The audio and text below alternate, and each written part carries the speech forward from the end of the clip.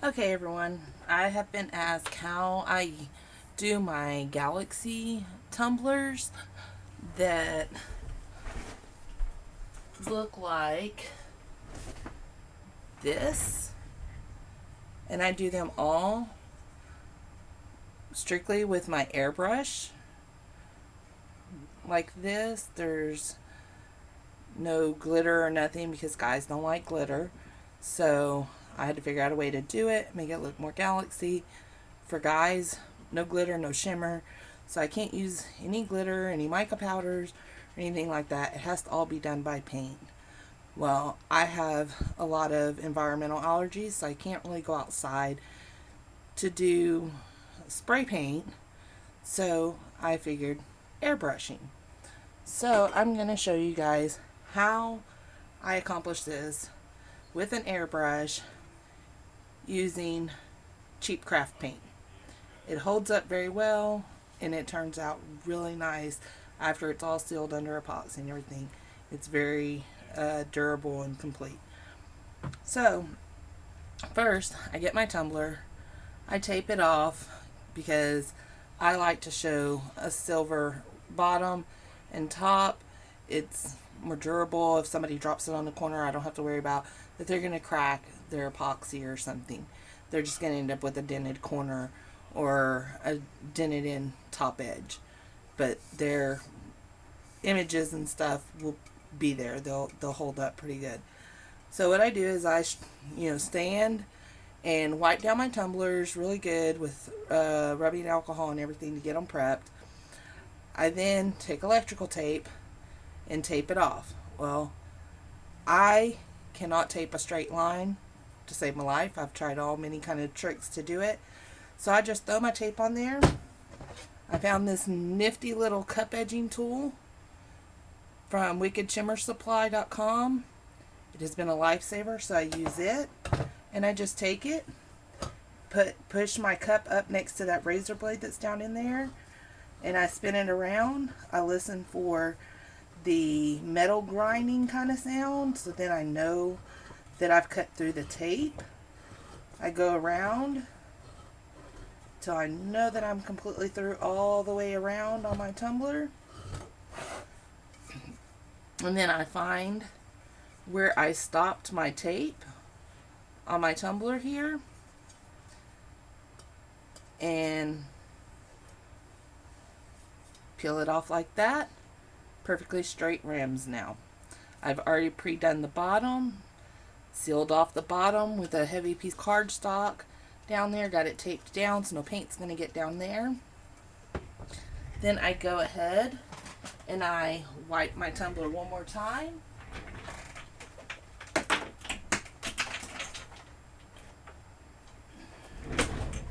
With some rubbing alcohol. I use 91%. I just spritz it. Take a paper towel, wipe it down really good. Make sure nothing is on my cup, so I have a clean, fresh surface to work with. And I found this Lazy Susan works the best. I don't have to sit there and hold the tumbler or anything. I can just turn it upside down and work with it. Then I have my airbrush compressor sitting in the floor, and I have it set to run at about 45 psi for my airbrush gun. This is the Iwata Neo TRN1 trigger pull gravity feed airbrush. My hand cramps a lot, so this was the best option versus constantly having to use one with a top trigger. So I just take it, start off my tumbler, and I start with a base coat of white, because then I don't have to worry about heavy layers of any of the other colors to hide the stainless steel. And I just go around. Light coats is what you want to start with, because if you put too much on too quick, then you will get run lines. and you want to avoid getting run lines. And you go all the way around it, covering with light layers. And as you see, I just spin it with my finger so I can just keep going all the way around the cup. Start getting low, I add some more. My paints I have is the apple barrel from Walmart. I just use the matte finish because it's going to gloss up once you put the epoxy over it. I take these and I make my own airbrush paint thinner. Right here, it's 50% distilled water, 50% Windex, and 12 drops of glycerin in this 32-ounce bottle. This will last quite a while. I take it, I thin my paints with it to the consistency of whole milk. You don't want it real watery, but you don't want it real thick. If it's too thick, it's going to be harder to push through your airbrush. So I just thin it some and get it going through my airbrush pretty easily. If I see that it's having more trouble pushing it out, I will dump the paint back out of my airbrush and thin it some more and then put it back in.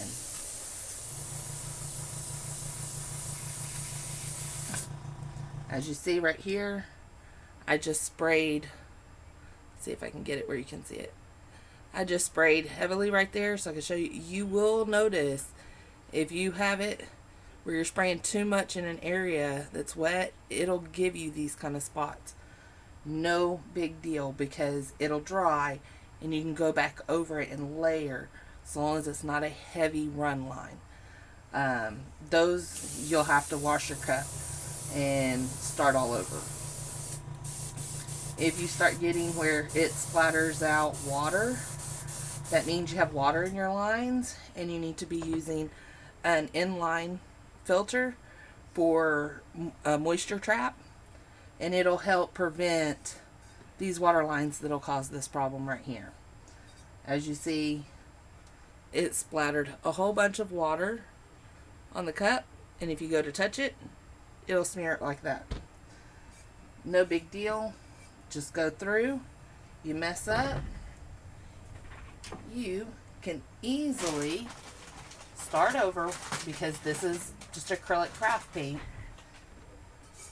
Baby wipe, and it just wipes the paint right off because you don't have it layered on there very well yet. So it just wipes the paint right off and no big deal. You can just start right on over. If you prefer, you can go to the sink and you can just wash all this off to restart. And you know, it's a lot easier than the expensive marketed airbrushing paints when you're first starting out working with an airbrush, to make sure that you even like working with this first, because some people like it, some people end up finding that they would rather just use the spray paint cans.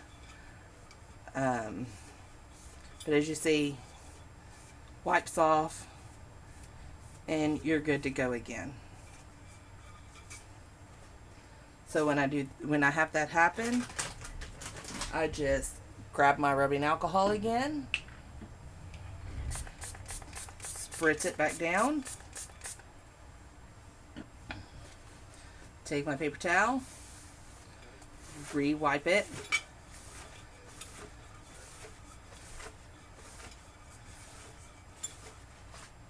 and my tumbler is ready to go again. If you're having problems with moisture in the line or anything like that, like I said, inline filter, they easily can attach to the bottom section right here. You can get one that goes in this section, or if you have an airbrush compressor, some of them come with the moisture trap filter system already installed on it. Those are the ones that I prefer. I actually have a moisture trap on mine, plus a coil filter. Let's see if I can turn around and show you guys. This little deal right here is your moisture trap. This is your pressure regulator. This is the knob to control your pressure. This is an added moisture trap to prevent extra moisture from getting in your air hose line and causing problems when you spray out from here. So it's definitely a good thing to have right here. When you get your airbrushes, they tell you your recommended working pressure. Most of them are around 35 psi. The psi is for your pressure, your air pressure. So that is why it's suggested that you have one. You can adjust your air pressure, because this one, I can work at higher air pressure, but when I switch over to this guy right here, I have to drop my air pressure down, or else this one locks up and it will not work, because it has too much pressure pushing through it and it locks the system. Because inside this area right in here, there's a little control valve. It will lock it into place because it's not meant to work with that much pressure hitting it. This one can work higher. This one is lower. It depends on what airbrush you have. I have about 6 different ones, and I have to always remember which ones work at which pressure. So when you get yours, or if you have yours and you're having problems, check what your recommended working pressure is for that particular airbrush to see if your pressure setting is wrong. If you don't have an adjustable pressure airbrush compressor, that could also be your problem, because some airbrushes will require you to be able to adjust that pressure for it to work properly.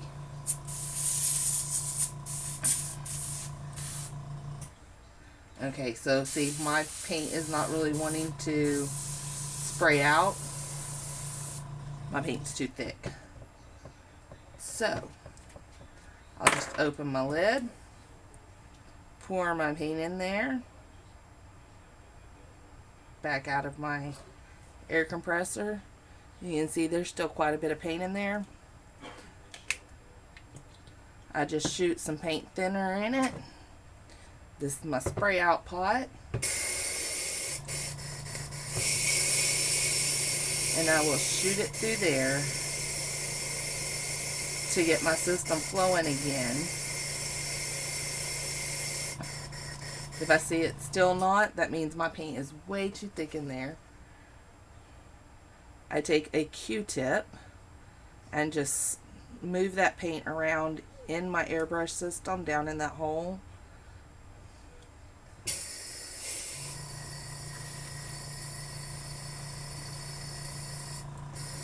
To get it flowing again. If it's still not really spraying out,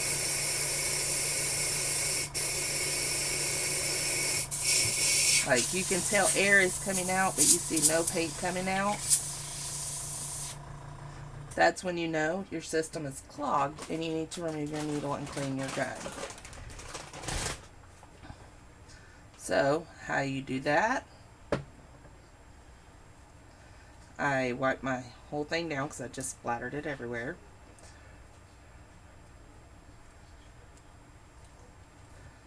This back section unscrews. You have a screw right here. Undo it. Your needle slides right out. Careful so you don't bend it. Just gently wipe your needle off and line it back up. And I wiggle it around a couple of times just to make sure I don't have nothing stuck in there. Pull it back out. I'll wipe it again. Stick it back in there. Not all the way this time. And I am going to shoot that paint through there, wiggling my needle to see if I've got something stuck, to know if I'm going to have to take the nozzle area completely apart as well.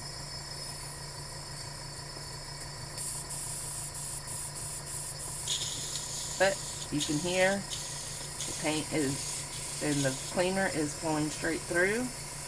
Add a little bit more.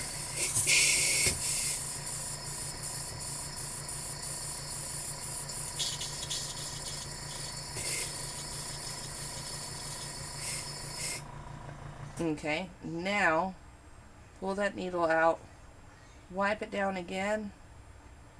Last time, stick it back in where you barely can feel that touching down in there. Put that back on, tighten it down, put your end back on, tighten it down, wipe everything, double check because this cap does come off right here. Depress your trigger so you can wipe that end piece, so it'll pull your little needle. I don't know if you can see it. It's that little needle. You want to pull it inside so that way you can wipe that end off.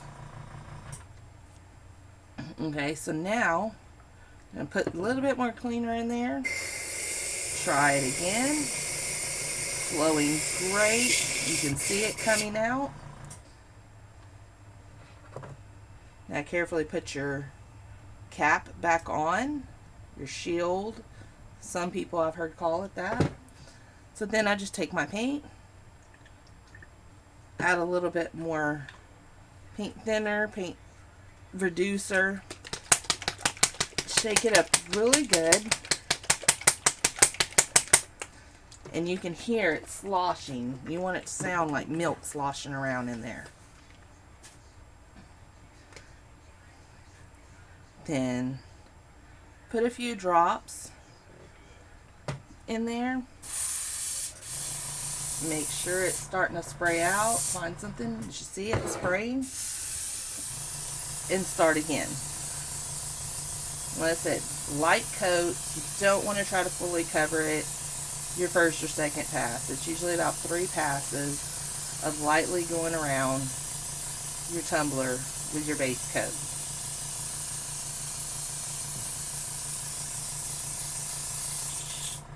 You can hear when it's starting to get low, you want to stop your airbrush off of your project so you don't get splatters all over it. And then when you start it off the project and go back and just continue going around.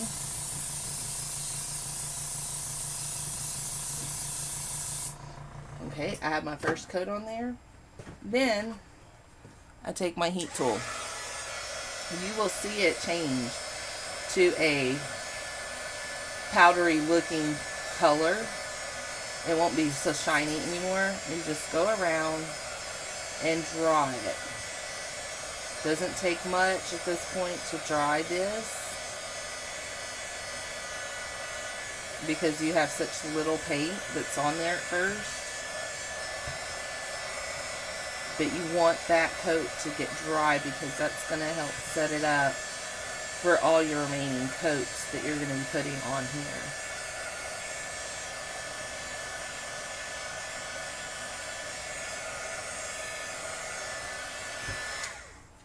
So now that layer is dry, I can continue on with my preceding layers until I build it up to where it is solid and I see no more stainless steel showing through.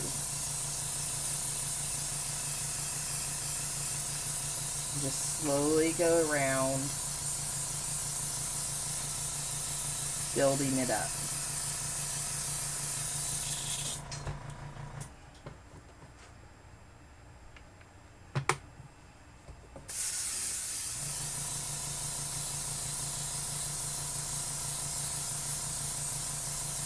This is a little more time consuming for some people than grab a quick can of spray paint and just go outside, spray paint it. But this dries and you can continue working on your project a lot sooner. than having to wait for your spray paint to dry and having to worry about, oh gosh, it's got run lines, now I've got to strip it. As you've seen, stripping this is so much easier. You're not having to use a lot of chemicals to strip it, and added expenses. You can literally wipe this right off with baby wipe. You take it to a sink, hot soapy water, and just wash it right off. It is so much easier of a cleanup. All of this overspray easily wipes off. I use hand sanitizer and a baby wipe, and it wipes right back off, and you have a clean work area again. So we're going to dry this layer.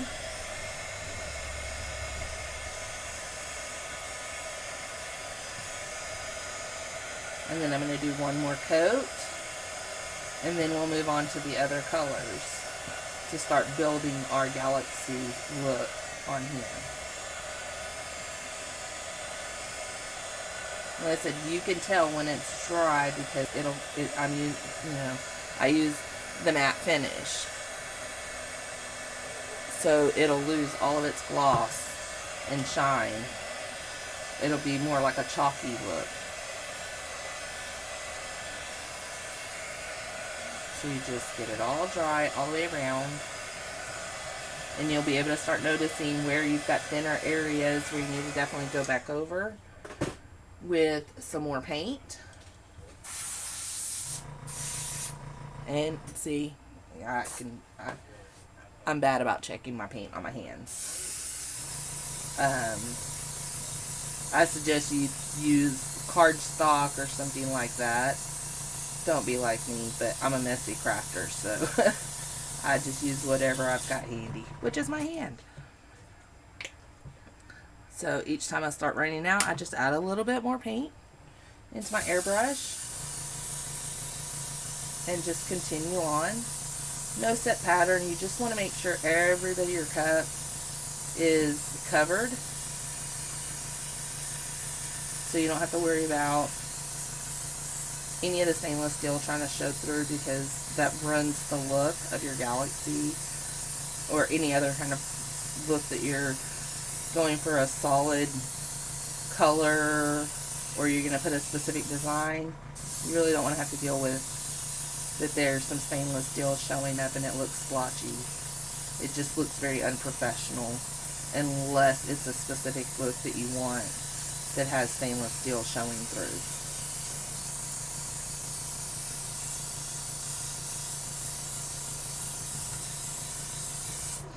Okay, so now that's covered really well, but I still have paint left over. I just open my little bottle,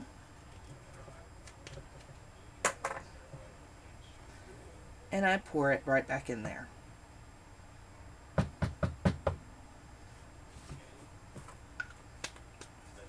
Okay, so now we're done with that color. You want to clean your airbrush out because you're swapping colors. And see, I can clean my airbrush back off from all the paint that I just got all over it. Real easy with a baby wipe.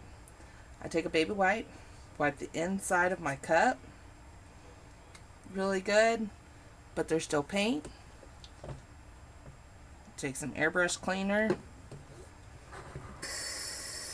Put it in there. Let it run through the system to clean out that previous color.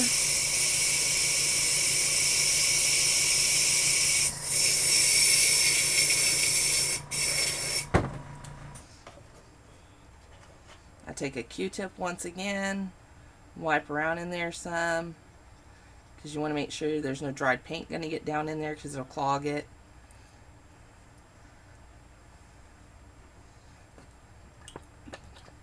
Flush it out again.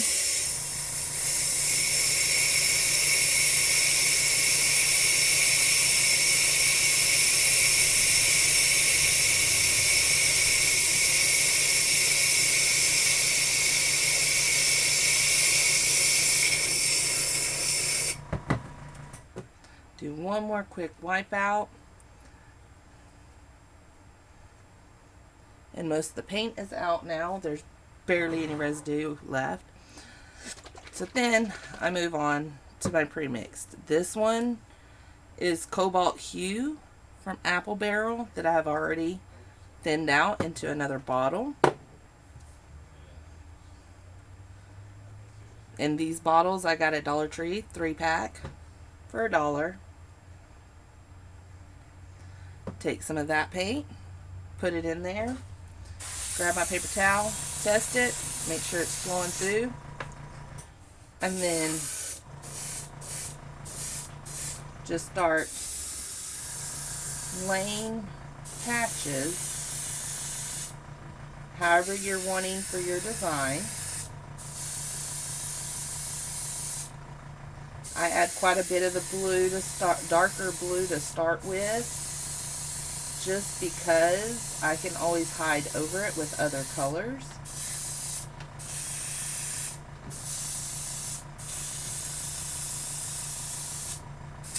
Doesn't have to be perfect. Okay, then we're going to dry that. And you can see it's fairly shiny. I hit it with my heat tool.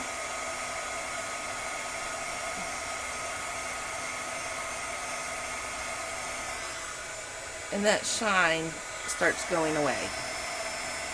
That's when I know that it is dry and I'm ready to add another layer if I want it darker. Or I can move on to my next set of colors.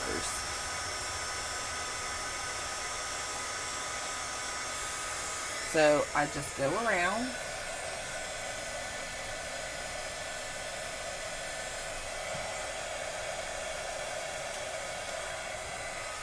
Double check it in the light to make sure I'm not missing any spots. Because if it's not all the way dry, then you're going to get too thick, and when it does start to dry, it will crack on you, and then you'll have to start all the way over. Okay, so right now it just kind of looks like a spotted mess. Okay, and my airbrush still has that blue in it, so we're gonna spray that tiny bit out. And we're gonna do a washout because I'm changing to a lighter blue now. This is pool blue. We're gonna shoot over it now.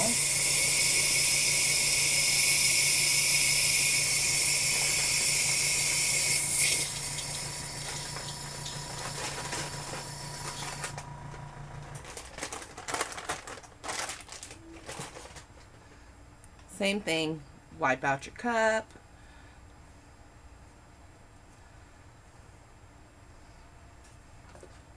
Do another rinse out.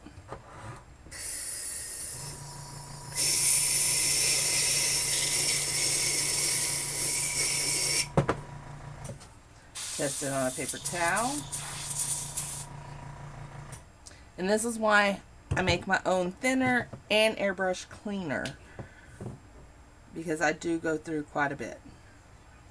If you've got stringies like this showing, you want to not allow them to get down into your airbrush because it'll clog your system. And then you have to tear your whole airbrush apart just to clean that out. So, now we're going to do a spray test. Make sure it's coming out the color we're wanting.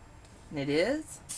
But then I started off of it, and I just kind of start layering it in there of how I'm envisioning these colors to be.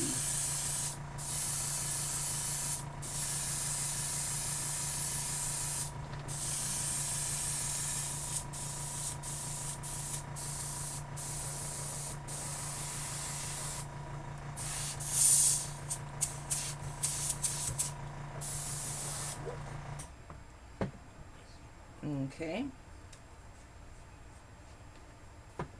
I poured too much in there. Don't need that much. So we're going to dump that back in the cup as well.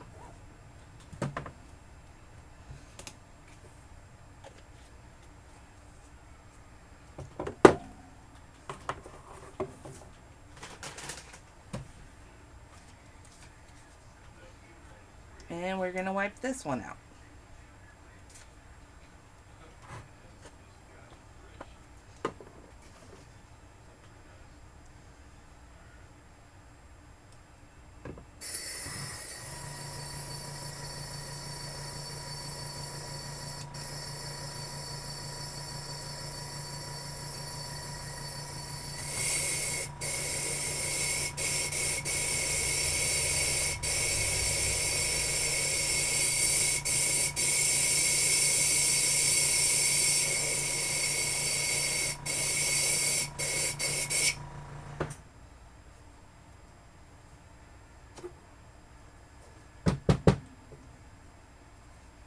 And this one was a little bit thicker, so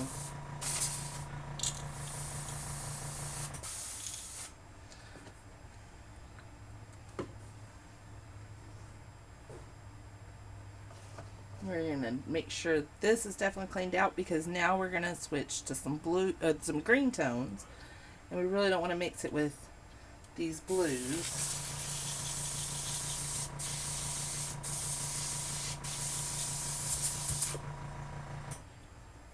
So get all that cleaned out of there. Now we're going to switch to this darker green. This one's spring green, and I have it right here pre-thinned. I'm going to shake it up really good.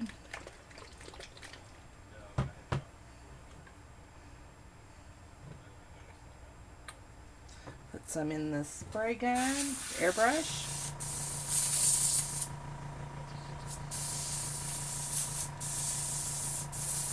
And make sure that it's flowing out how I'm wanting it.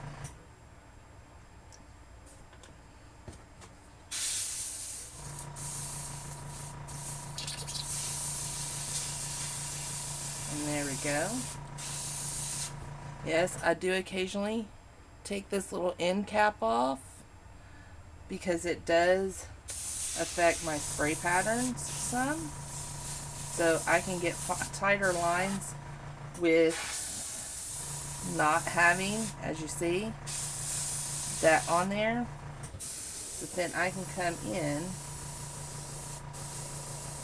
and get a little bit better control with how I'm laying that green in there.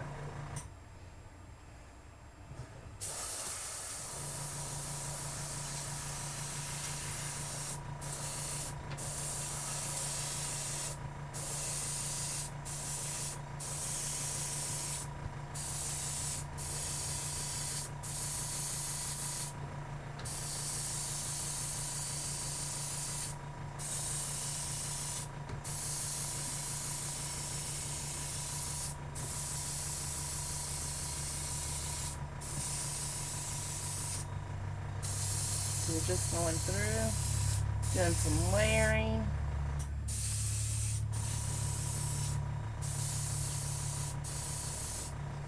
Okay. Now we're done with that color. We're going to do a spray out again, because I'm changing colors.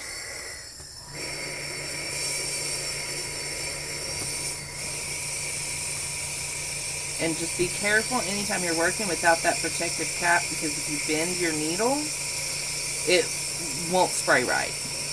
You'll have to buy a new needle.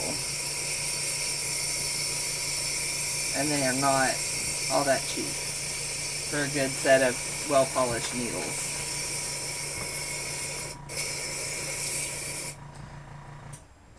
Wipe all this down.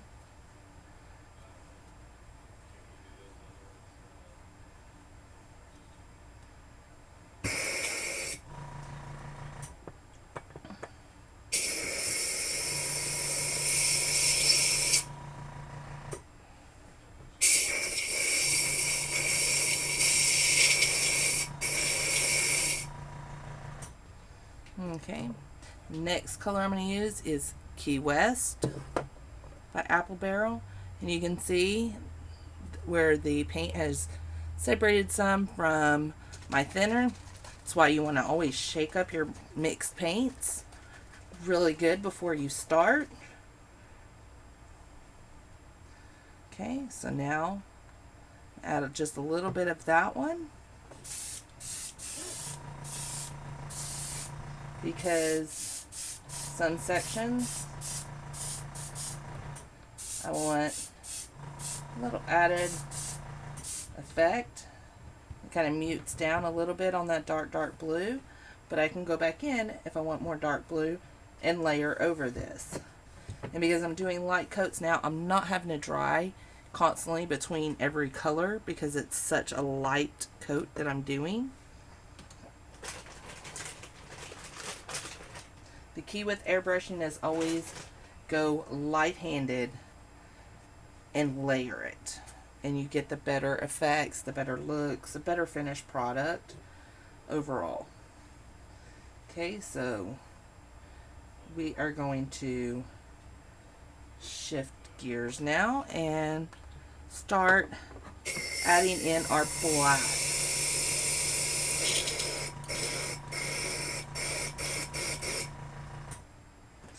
Okay, so the black that I'm using is Apple Barrel Jet Black.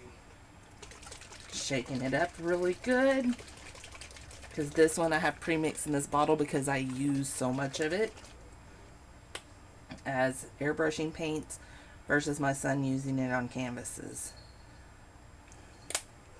Okay, so now we're getting our flow. You see it's flowing out really good. That's when we just come in and just go light-handed and figure out where you want that black to really be.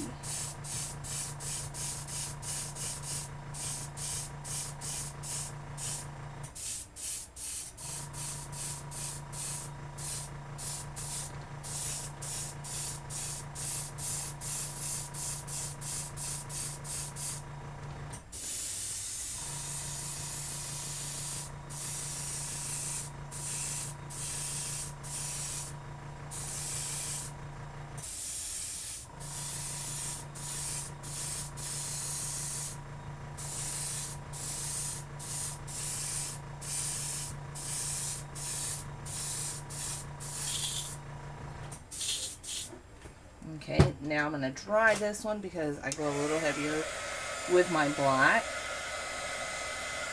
Not too heavy, but enough where I know I want to dry it before I add some more. Because I can also see when you dry the black matte paint, it'll look like it's on there really thick and going to be really dark when you're first spraying it on. It really turns to like a grayish color when it dries, so you have to layer your black in place to get that true full black look. And this gives you the chance to look and see if you want to go heavier in some spots or leave it that light, kind of light black grayish color for when you go back in and you add your whites.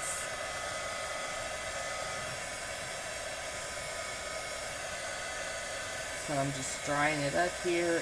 I know it still looks kind of like a hot mess.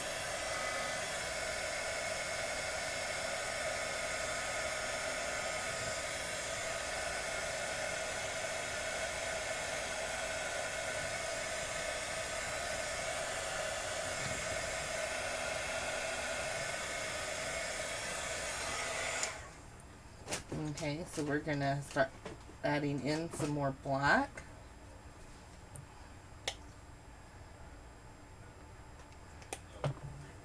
Over this.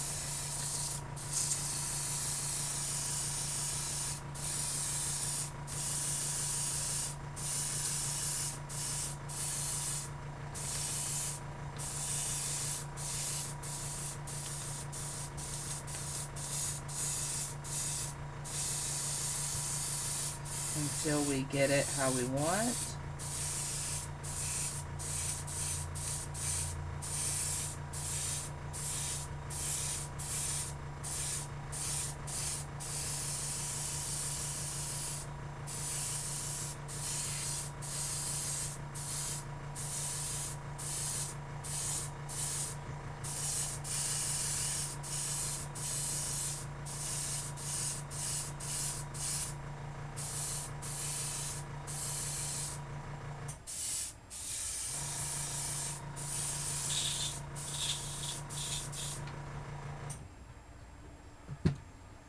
Then we're going to dry some more.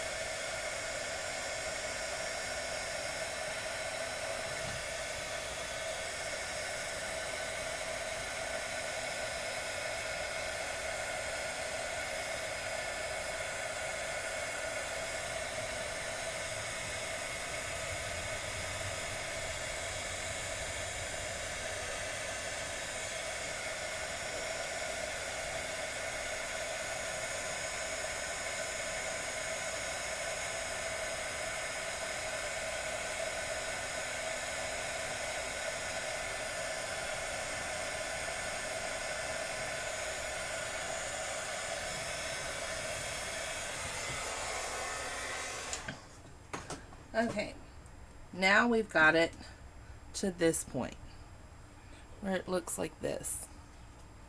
There's no white starry look or anything like that yet. That is when we switch, because this one you can't do the effect with it. So I switch.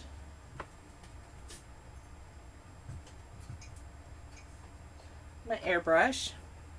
And now I'm going to be using my other Iwata Neo. This is a CN with a 0.35 millimeter needle in it. We're going to swap over to this little guy and get going with it. Which, actually, no. I think we're going to use this one.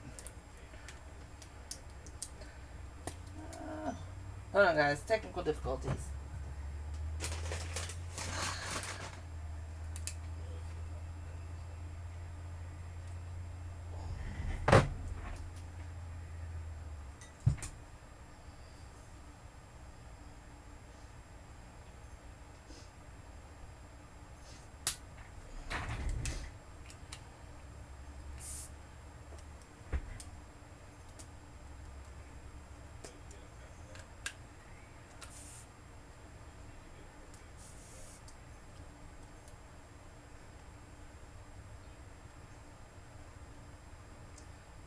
Sorry for the delay. Have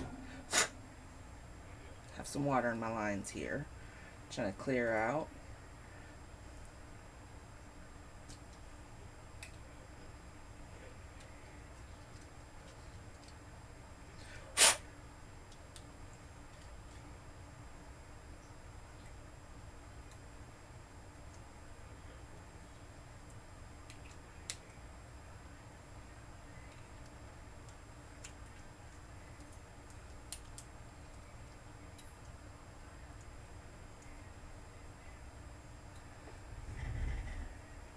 Never fails when I try to do a video. Something wants to go haywire on me.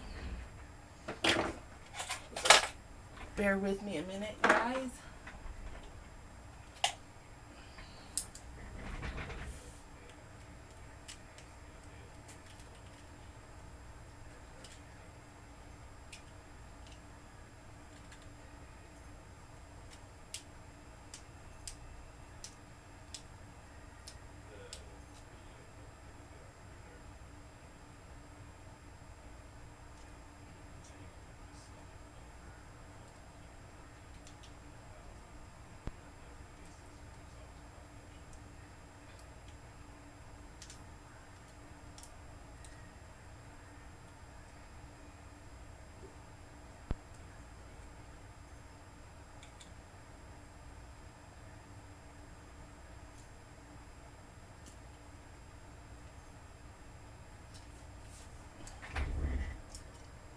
This is why you don't let your children use your airbrushes.